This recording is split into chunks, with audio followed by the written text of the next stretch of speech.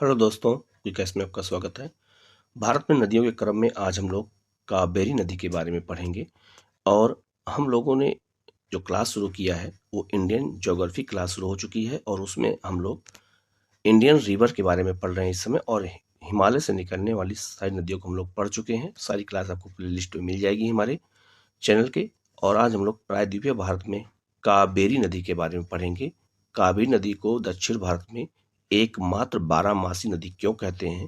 क्योंकि दक्षिण भारत नदियां सूख जाती हैं, लेकिन एकमात्र कावेरी अफवाह तंत्र है जो कभी सूखती नहीं है और 12 महीने इस नदी में पानी मिलता है। तो क्यों मिलता है इसको भी हम लोग जानेंगे, क्योंकि यहाँ से क्वेश्चन बहुत ज़्यादा पूछा जाता है।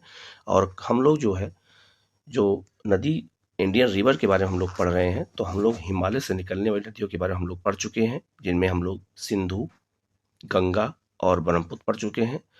और दक्षिण भारत में निकलने वाली नदियों में हम लोगों ने जो है गोदावरी और केशर नदी के बारे में पढ़ा है। और आज हम लोग कावेरी नदी के बारे में पढ़ेंगे। तो दक्षिण भारत की ये 3 प्रमुख नदियां हैं, उसमें जो है आज हम लोग कावेरी नदी के बारे में जानेंगे कि कावेरी नदी का अपवाह तंत्र क्या है। इसे हम बेसिन भी कहते हैं, द्रोणी भी कहते हैं। आज हम लोग इसके बारे में जानेंगे। कावेरी नदी का अगर हम मैप के थ्रू देखें तो कावेरी नदी जो है कहाँ से निकलती है, तो ये कर्नाटक में कुर्ग जिले में ब्रह्मगिरी की पहाड़ी, जो पश्चिमी घाट की पहाड़ी है ब्रह्मगिरी, ये वहीं से निकलती है। और कर्नाटक होते हुए महाराष्ट्र में होते हुए और आकर के ये डेल्टा बनाती है बंगाल की खाड़ी में। नदी का जो ये वाला क्षेत्र है, ये नदी का बायां क्षेत्र है और ये नदी का दायां क्षेत्र है। तो नदियां दोनों तरफ से आके मिलती हैं। तो एग्जाम में आपसे पूछा जाएगा कि कावेरी की नदियों में कौन कौन सी नदियां बाईं तरफ से आके मिलती हैं और कौन कौन सी दाईं उनकी सहायक नदियां हैं। यही सब एग्जाम में गलत हो जाता है, क्योंकि हम गंगा और ब्रह्मपुत्र तक तो पढ़ लेते हैं, सिंधु तो पढ़ लेते हैं, लेकिन हम कावेरी, कृष्णा इस सबको नहीं गौर करते हैं। और यह नदियों की जो सहायक नदियां होती हैं, इनसे जब क्वेश्चन आते हैं तो हमसे गलत होने के चांस हम लोगों को ज़्यादा होते हैं, क्योंकि हम लोग मैप के थ्रू नहीं पढ़ते। तो इसको हम बिल्कुल मैप के थ्रू बता रहे हैं कि जो कावेरी नदी है, पहले आपसे जान पूछा है कावेरी नदी कहाँ से निकलती है, तो कर्नाटक में पश्चिमी घाट में ब्रह्मगिरी की पहाड़ी से निकलती है और कर्नाटक और तमिलनाडु में बहते हुए आकर के ये डेल्टा बनाती है। कहाँ पर? तो डेल्टा बनाती है बंगाल की खाड़ी में। तो पहली चीज हो गया। दूसरा हो गया जो कावेरी नदी है, इसकी बाईं सहायक नदियां कौन कौन सी हैं, तो हेमावती, सिमसा और अर्कावती। ये 3 प्रमुख नदियां जो हैं किसकी सहायक नदियां हैं, तो ये सब सहायक नदियां हैं कावेरी की और बाईं ओर से आकर के मिलती हैं। एग्जाम में कई बार पूछा जा चुका है कि सिमसा और अर्कावती या हिमावती किसकी सहायक नदी है, तो सब कावेरी की सहायक नदियां हैं। अगर हम बात करें कावेरी की दाईं सहायक नदियों में, तो सबसे पहले है लक्ष्मण तीर्थ नदी, इसके बाद है कबानी नदी, फिर है मायर नदी और है अमरावती नदी। तो ये कुछ प्रमुख सहायक नदियां हैं कावेरी की, जो दाईं ओर से कावेरी में आकर के मिलती हैं और ये पूरा अपवाह तंत्र एक का निर्माण करती हैं, कावेरी अपवाह तंत्र को। कावेरी को दक्षिण भारत की जो है दक्षिणी गंगा कहते हैं। याद रखिएगा, कावेरी को दक्षिण भारत या भारत की में क्या कहते हैं, दक्षिणी गंगा कहते हैं। जबकि दक्षिण की गंगा किसे कहते हैं, तो गोदावरी कहते हैं, या बृहद गंगा या वृद्ध गंगा गोदावरी कहते हैं। लेकिन दक्षिणी गंगा, दक्षिणी भारत गंगा किसे कहते हैं, तो कावेरी नदी को कहा जाता है। तो ये पूरा कावेरी नदी का अपवाह तंत्र है, इसके बारे में हमें बिल्कुल अच्छे से याद रखना है।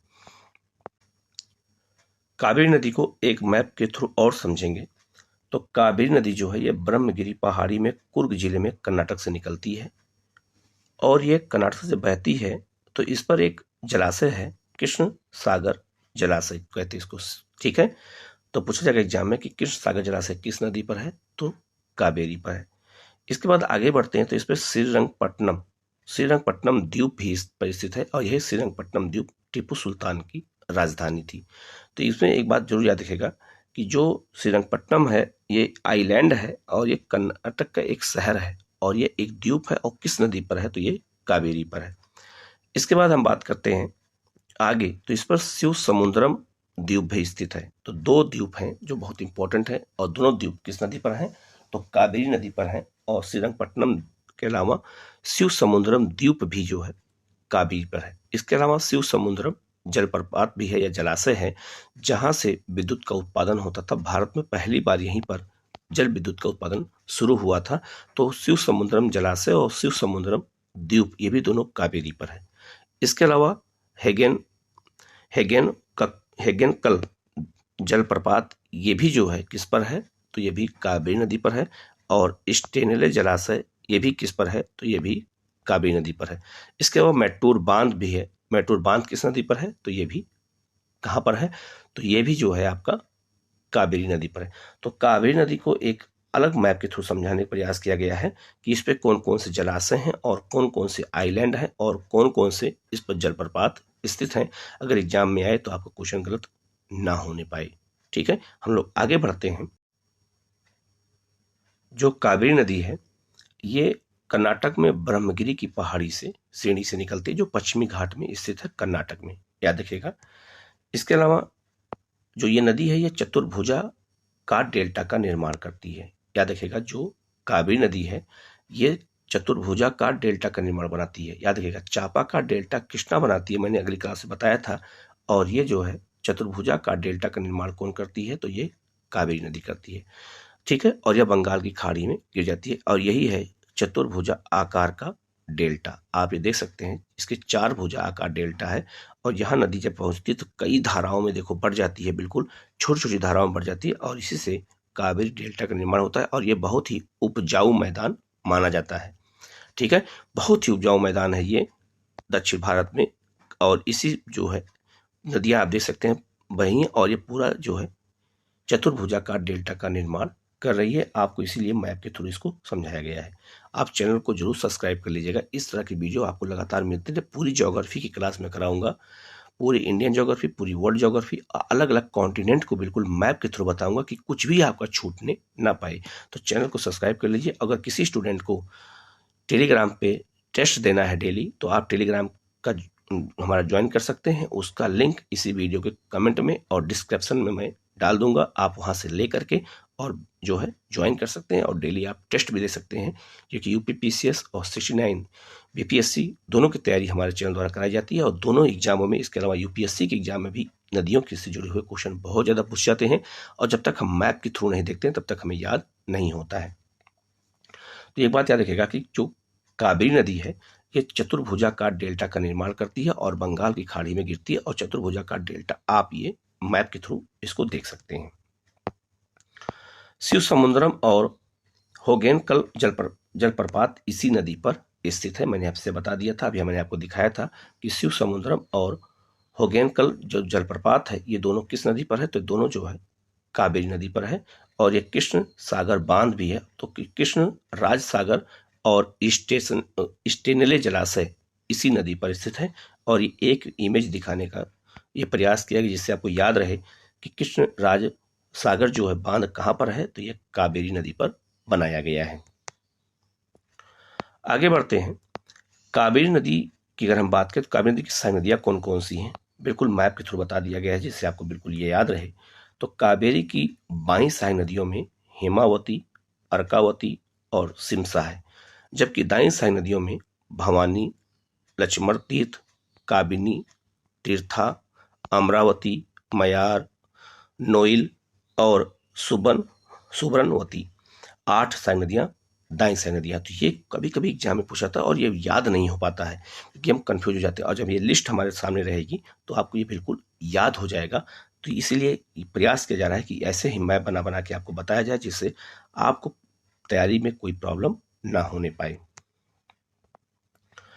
कृष्णा नदी पर शिव समुद्रम और श्रीरंगपट्टनम नामक 2 द्वीप भी स्थित है। याद रखिएगा, मैंने आपको भी दिखाया भी है कि पूछा जाएगा एग्जाम में कि शिव समुद्रम द्वीप और श्रीरंगपट्टनम द्वीप किस नदी पर है, तो यह कावेरी नदी पर है। याद रखिएगा, कावेरी नदी के जल को लेकर कर्नाटक, केरल, तमिलनाडु और पुडुचेरी के बीच विवाद है। याद रखिएगा, इसका अपवाद तंत्र 4 राज्यों में फैला हुआ है, कर्नाटक में भी, केरल में भी, तमिलनाडु में भी और पुडुचेरी में। इसलिए कावेरी नदी के जल को विवाद को लेकर के 4 राज्यों में विवाद है। ये बात आप लोग जरूर याद रखना, ये बहुत ही महत्वपूर्ण टॉप पॉइंट है ये।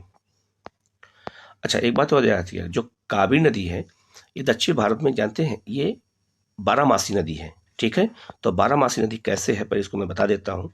जैसे मान लीजिए कावेरी का ये अपवाह तंत्र है, तो जब दक्षिण पश्चिम मानसून आता है तो दक्षिण पश्चिम मानसून ऐसे भारत में प्रवेश करता है, इधर से प्रवेश करता है दक्षिण पश्चिम की ओर से, और ये जो है 6 महीने लगातार बारिश करता है। तो 6 महीने पानी लगातार कावेरी नदी को मिलता रहता है, और 6 महीने इधर से उत्तर पूर्वी मानसून से वर्षा होती है, तो इससे भी 6 महीने लगातार पानी इसको मिलता रहता है। इसीलिए कावेरी नदी को दक्षिण भारत में 12मासी नदी कहते हैं। एकमात्र नदी यही है जो 12मासी है। बाकी कृष्णा है, गोदावरी है, महानदी है, ये सब नदियां जल में सूख जाती हैं, क्योंकि यहाँ पर हिमालय का, इसमें हिमालय के यहाँ के, जैसे हिमालय में क्या है कि यहाँ पर हिमनद पाए जाते हैं, बड़े बड़े ग्लेशियर पाए जाते हैं, लेकिन साउथ इंडिया में गर्मी अधिक होने के कारण और विषुवत रेखा के नज़दीक होने के कारण यहाँ ग्लेशियर नहीं पाए जाते हैं। तो याद रखिएगा, तो यहाँ पर पानी का नदियों का एक ही स्रोत है और वो मात्र है वर्षा, जबकि हिमालय नदियों में वर्षा और साथ साथ हिमनद 2 स्रोत होता है। इसीलिए हिमालय की नदियाँ 12मासी होती हैं और दक्षिण भारत नदियाँ 12मासी नहीं होती। लेकिन कावेरी नदी, आप लोग याद रखिएगा, कावेरी नदी एकमात्र दक्षिण भारत नदी है जो 12मासी है, जिसको 6 महीने जो है दक्षिण पश्चिम मानसून से जल मिलता है और 6 महीने उत्तर पूर्वी मानसून से जल मिलता है। इसलिए इन नदी में पानी हमेशा भरा रहता है। इसलिए दक्षिण भारत की कावेरी एकमात्र 12मासी नदी मानी जाती है। तो इसको मैंने मैप के थ्रू आपको बता दिया कि जो है 12मासी नदी कावेरी को क्यों कहते हैं, क्योंकि इसको पानी दोनों मानसून से प्राप्त होता है, दक्षिण पश्चिम और उत्तर पूर्वी मानसून से। इसी को यहाँ पे लिखा गया है कि प्रायद्वीप की अन्य नदियों की अपेक्षा जल स्तर कम उतार चढ़ाव के साथ यह नदी लगभग वर्ष भर बहती है, क्योंकि इसके ऊपरी जल ग्रहण क्षेत्र में दक्षिण पश्चिम मानसून से गर्मी में और निम्न क्षेत्रों में उत्तर पूर्वी मानसून सर्दी में वर्षा प्राप्त होती है। यह इस तरह कावेरी नदी दक्षिण भारत की एकमात्र 12मासी नदी है। और इसका अपवाह तंत्र कहाँ तक फैला हुआ है, तो जो इसका अपवाह तंत्र है, तमिलनाडु में इसका 56% एरिया पड़ता है, याद रखिएगा, कर्नाटक में 41% और केरल में 3% इसका विस्तार फैला हुआ है। लेकिन इसको लेकर विवाद पांडिचेरी में भी है। तो याद रखिएगा, जो कावेरी नदी है इसका जो अपवाह तंत्र है वो 4 राज्यों में है, और जो है विवाद भी इसका जो 4 राज्यों को लेकर के है, लेकिन इसका जो क्षेत्र है वो सबसे ज्यादा कहाँ पड़ता है, तो तमिलनाडु में 56% एरिया। अब बात करते हैं कावेरी की सहायक नदियों की। तो कावेरी सहायक नदियों में सबसे पहली नदी है हेमावती। आप ये देख सकते हैं, हेमावती ये बाईं तरफ से आकर के कावेरी में मिल रही है।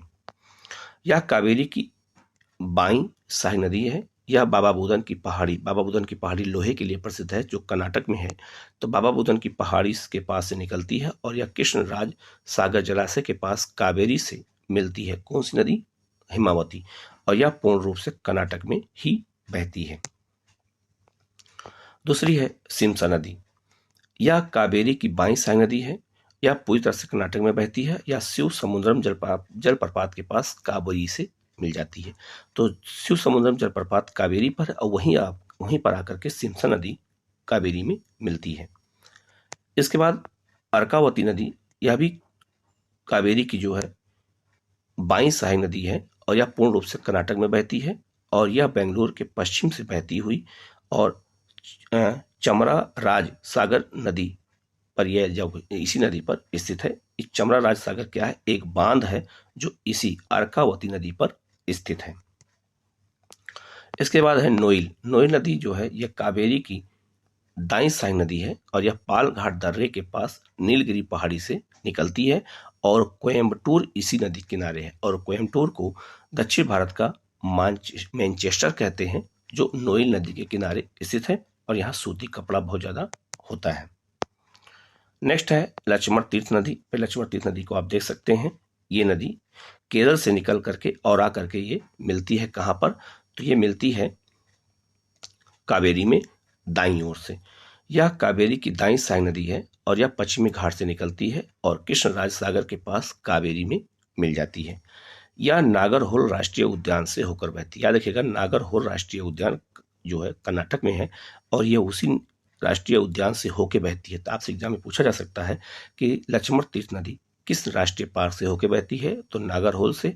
या हो सकता है ये पूछा जाए कि नागरहोल राष्ट्रीय उद्यान से कौन सी नदी बहती है? तो लक्ष्मण तीर्थ नदी बहती है। और लक्ष्मण तीर्थ किसकी सहायक नदी है? तो ये कावेरी की सहायक नदी है। नेक्स्ट है कबानी नदी, इसी को काबिनी भी कहते हैं और यह जो है कावेरी की दाई सहाय नदी है और यह केरल में वायनाड अभ्यारण्य के पास पश्चिमी घाट से निकलती है और मैसूर के पास कावेरी से मिल जाती है। मैसूर के पास यह विशाल काबनी बांध का निर्माण भी करती है। ये भी याद रखिएगा आप लोग, बहुत इंपॉर्टेंट क्वेश्चन है ये। नेक्स्ट है मोयार या मायर नदी। तो मोयार या मायर नदी जो है यह कावेरी की दाईं सहायक नदी है और यह ऊटी के समीप नीलगिरी की पहाड़ी से निकलती है और इरोड के समीप कावेरी से मिल जाती है। इस पर भवानी सागर बांध है और ये भवानी सागर बांध का ये दृश्य दिखाया गया है आपको। ये बहुत ही इंपॉर्टेंट, बहुत बार क्वेश्चन पूछा जा चुका है कि भवानी सागर बांध किस नदी पर है, तो ये मोयार या माया नदी पर है और यह कर्नाटक और तमिलनाडु के मध्य सीमा भी बनाती है। ये भी आपको याद रखना है। ये सारी नदियां आपको किताब में कहीं मिलता नहीं है, इसलिए इसको याद करना बहुत जरूरी है। ठीक है। अमरावती नदी जो है ये है और ये भी कावेरी की सहायक नदी है जो दाईं ओर से कावेरी में आकर के मिलती है। तो यह कावेरी की दाएं सहायक नदी है और यह अनाईमुड़ी के पास से निकलती है, अन्नामलाई पहाड़ से आकर के इसमें मिल जाती है। तो ये हो गया कावेरी नदी का अपवाह तंत्र, मैंने आपको पूरा बता दिया है डिटेल में। आप इसको जरूर पढ़ लीजिएगा, इसलिए मैंने अलग नदियों के बारे में बताया है जिससे आपको याद करने में आसानी हो। एक साथ मैं सब नदियों पढ़ा देता तो आपको याद नहीं होता, इसलिए अलग अलग क्लास के माध्यम से बताया गया जिससे आपको याद रहे। और इस अपवाह तंत्र को जरूर याद रखना, ये बहुत ही महत्वपूर्ण अपवाह तंत्र है जिससे आपको गलती ना होने पाए। कुछ वीडियो कैसा लगा आप जरूर बताइएगा और वीडियो को सब्सक्राइब कर लीजिएगा, चैनल को, वीडियो को लाइक कर लीजिएगा और बेल आइकन को जरूर प्रेस कर लीजिएगा जिससे इस तरह की क्लास आपको लगातार मिलती रहे और आपकी तैयारी लगातार होती रहे। Okay, thank you.